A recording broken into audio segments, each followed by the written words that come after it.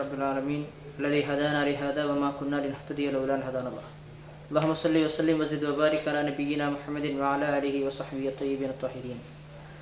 أعوذ بالله من الشيطان الرجيم.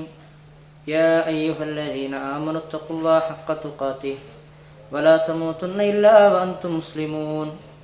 بسم الله الرحمن الرحيم. كل نفس ذائقة الموت وإنما توفون أجوركم يوم القيامة فمن زحزح عن النار وأدخل الجنة فقد فاز وما الحياة الدنيا إلا متاع الغرور. പ്രിയപ്പെട്ട സഹോദരങ്ങളെ, മനുഷ്യൻ എന്ന ഒരു ജീവിവർഗത്തിൽ ജീവിക്കാനുള്ള വല്ലാത്തൊരു അവസരം ലഭിച്ച നമ്മുടെ ജീവിതത്തിൻ്റെ ലക്ഷ്യത്തെക്കുറിച്ച് കൃത്യമായ ഒരു ധാരണയിലൂടെ മുന്നോട്ട് പോകുന്നതിൻ്റെ ആവശ്യകതയെ സംബന്ധിച്ച് ചെറിയ കാര്യങ്ങൾ നിങ്ങളുമായി പങ്കുവെക്കാനാണ് ഉദ്ദേശിക്കുന്നത്. ലോകത്ത് ഒരുപാട് സൃഷ്ടിജാലങ്ങളുണ്ട്. ആ ജീവജാലങ്ങളിൽ എല്ലാവരും തങ്ങളുടേതായ ദൗത്യ നിർവഹണങ്ങൾ നിർവഹിച്ചു കൊണ്ടിരിക്കുകയാണ്. എന്നാൽ ആ ജീവജാലങ്ങളെപ്പോലെ എന്തെങ്കിലും ചില കാര്യങ്ങൾ ചെയ്യുകയോ അല്ലെങ്കിൽ ചില കാട്ടിക്കൂട്ടലുകൾക്ക് ജീവിതത്തിൽ വലിയ സ്ഥാനമാനങ്ങൾ കൽപ്പിക്കുകയോ ചെയ്യുമ്പോൾ മനുഷ്യൻ എന്ന് പറയുന്ന നമ്മൾ ഒരിക്കലും ആ ഒരു തരത്തിലല്ല നമ്മെ കൊണ്ടുപോകേണ്ടത്. മറിച്ച് കൃത്യമായ ഒരു വ്യത്യസ്തത, ഒരു വ്യതിരക്തത നമുക്ക് നമ്മുടെ സൃഷ്ടിപ്പിലൂടെ സ്രഷ്ടാവായ തമ്പുരാൻ നൽകിയിട്ടുണ്ട്. ഇവിടെയുള്ള പട്ടിയെപ്പോലെയോ അതല്ലെങ്കിൽ കഴുതിയെപ്പോലെയോ പന്നിയെപ്പോലെയോ അല്ല മനുഷ്യനെന്ന് പറഞ്ഞാൽ, മറിച്ച് തീർത്തും വ്യത്യസ്തമായ വിവേചന ബുദ്ധി നൽകപ്പെടുകയും അതുപയോഗിച്ച് തൻ്റെ മുന്നിലുള്ള കാര്യങ്ങളെ കണ്ട് മനസ്സിലാക്കി അപഗ്രഥിച്ച് കൃത്യമായ യാഥാർത്ഥ്യത്തിലേക്ക് എത്തിപ്പെടുകയും ചെയ്യേണ്ടതിൻ്റെ ഒരു ആവശ്യകത അവൻ്റെ ജനിതക കോഡുകൾ രേഖപ്പെടുത്തി എന്ന് വണ്ണം അവൻ തിരഞ്ഞെടുക്കുന്നുണ്ട് ഓരോ കാര്യത്തിൽ. ഇവിടെയാണ് സഹോദരങ്ങളെ ആ വ്യത്യസ്തവും വൈജാത്യവുമായി നമുക്ക് നൽകിയിരിക്കുന്ന, മറ്റ് ജീവജാലങ്ങളിൽ നിന്ന് തീർത്തും വ്യത്യസ്തമായ ഒരു പ്രകൃതം നൽകിയിരിക്കുന്ന നമുക്ക് നമ്മുടെ ജീവിത ലക്ഷ്യത്തെക്കുറിച്ച് കൃത്യമായ ഒരു ബോധമുണ്ടാകേണ്ടത് ആവശ്യമാണ്. നമ്മൾ ആലോചിക്കേണ്ടത് ഇവിടെയാണ്. എന്തുകൊണ്ട് പട്ടിക്കും പന്നിക്കും കഴുതക്കുമൊന്നും ഇല്ലാത്ത ഒരു വിവേചന ശേഷി നമുക്ക് നമ്മുടെ സൃഷ്ടാവ് നൽകി? അതെ, അതിനുള്ള ഉത്തരം കൃത്യമായിട്ടും അവരുടെ പോലെയല്ല നമ്മുടെ ജീവിതം എന്നുള്ളതാണ്. അവർക്ക് സ്വന്തം അമ്മയെയോ അതുപോലെ തന്നെ തൻ്റെ മാതൃത്വവുമായുള്ള ബന്ധമോ മകളുമായോ അയൽപ്പക്കമായോ എന്ന് തുടങ്ങി ഒരു അതിർവരമ്പുകളില്ല തങ്ങളുടെ ജീവിത ശൈലിയിൽ എവിടെയും. അത് ഏത് തലത്തിലുമായിരുന്നാലും ശരി. എന്നാൽ മനുഷ്യനങ്ങനെയല്ല. മനുഷ്യനെ സംബന്ധിച്ചിടത്തോളം അവന് അമ്മയുണ്ട്, അവന് പെങ്ങളുണ്ട്, അവന് ഭാര്യയുണ്ട്, അവന് മക്കളുണ്ട്, അയൽക്കാരുണ്ട്, കുടുംബക്കാരുണ്ട്. എന്നാൽ ഈ ബന്ധങ്ങളും ഇവരുമായി പാലിച്ചു പോരേണ്ട എന്തൊക്കെ അതിരുകളും അതിർവരമ്പുകളുമുണ്ടോ, ഏതൊക്കെ വിഷയത്തിൽ ഇവരുമായി ഏതൊക്കെ തലങ്ങൾ ഇടപെടാൻ സാധിക്കുമോ ആ സാധിക്കുന്നതിൻ്റെ അല്ലെങ്കിൽ അതുമായി ബന്ധപ്പെട്ട വിഷയത്തിൽ മനുഷ്യൻ തീരുമാനിക്കുന്ന ചില തീരുമാനങ്ങളുണ്ട്. ഇത് അവന് നൽകുന്നത് ഏതൊരു ബോധമാണ്?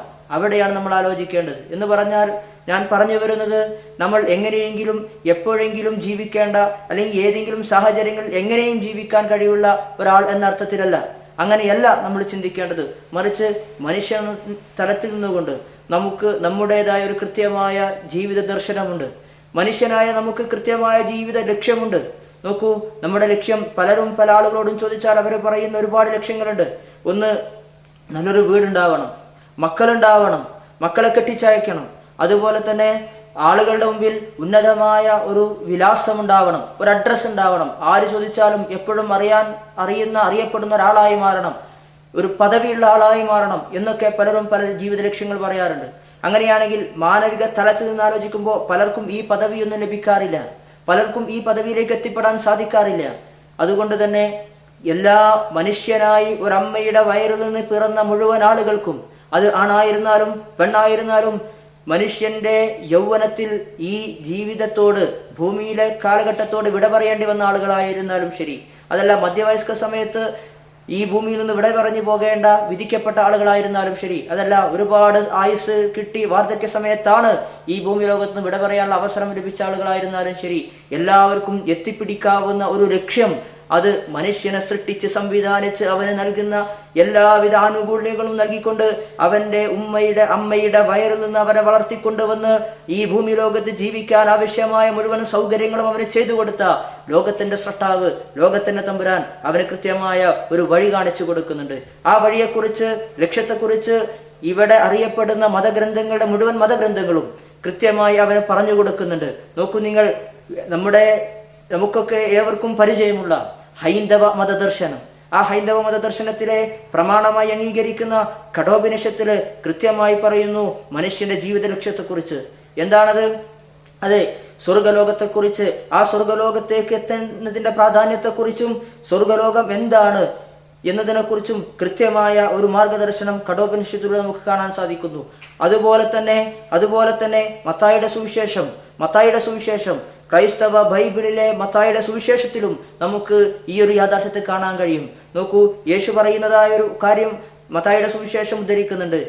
എന്നോട് കർത്താവേ കർത്താവേ എന്ന് വിളിക്കുന്നവൻ ഏവനുമല്ല, എന്നാൽ സ്വർഗസ്ഥനായ എന്റെ പിതാവിന്റെ ഇഷ്ടം പ്രവർത്തിക്കുന്നവൻ ആരോ അവനാണ് അവന്റെ രാജ്യമായ സ്വർഗരാജ്യത്തിൽ പ്രവേശിക്കുക.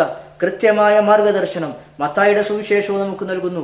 അതെ, കൃത്യമായ ഒരു ലക്ഷ്യത്തെക്കുറിച്ചുള്ള അവബോധം കൃത്യമായി നമ്മുടെ മുമ്പിൽ മത്തായിയുടെ സുവിശേഷം വരച്ചു കാണിക്കുകയാണ്. അതെ, എന്താണത്? മനുഷ്യന്റെ ജീവിതത്തിന്റെ ലക്ഷ്യം സ്വർഗരാജ്യത്തേക്ക് കടന്നു പോവുക എന്നുള്ളതാണ്, സ്വർഗരാജ്യത്തെ കരസ്ഥമാക്കാൻ സാധിക്കുക എന്നുള്ളതാണ്.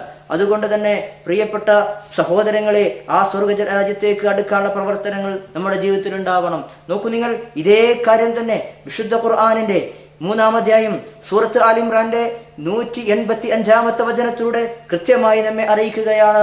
സൃഷ്ടാവായ റബ്ബ് നമ്മെ സ്നേഹിച്ചുകൊണ്ട് നമ്മൾ ആരാകണം, എന്താകണം, എവിടേക്കാണ് നിങ്ങൾക്ക് പോകാനുള്ളത് എന്ന കൃത്യമായ ബോധ്യം നമ്മെ ബോധ്യപ്പെടുത്തുകയാണ്.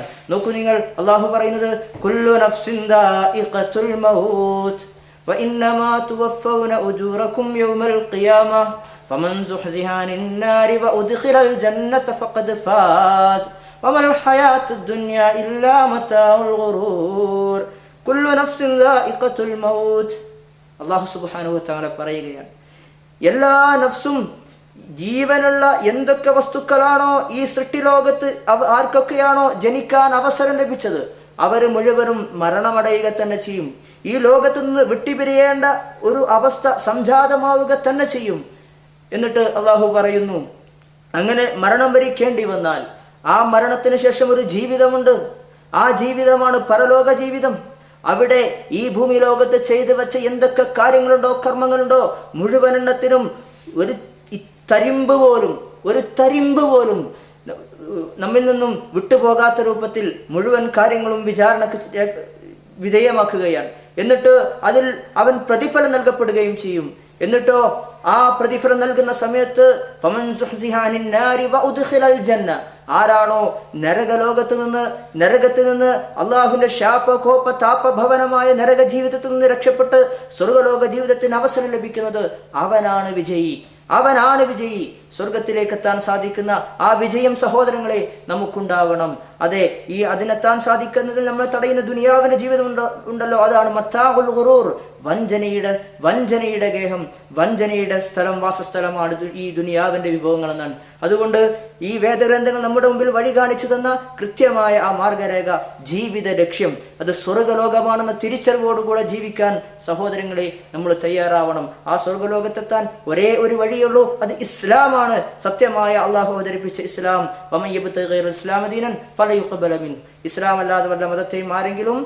ഇസ്ലാം അല്ലാത്ത വല്ല മതത്തെ ആരെങ്കിലും താല്പര്യപ്പെടുന്നു, ഇഷ്ടപ്പെടുന്നുവെങ്കിൽ അവൻ നരകത്തിന്റെ ആളാണ്, അവന് സ്വർഗലോകത്തെത്താൻ സാധിക്കുകയില്ല എന്ന കൃത്യമായ ഉപദേശം കൂടെ നിങ്ങളുടെ മുമ്പിൽ സമർപ്പിച്ചുകൊണ്ട് ഞാൻ എന്റെ സംസാരത്തിന് വിരാമം കുറിക്കുന്നു.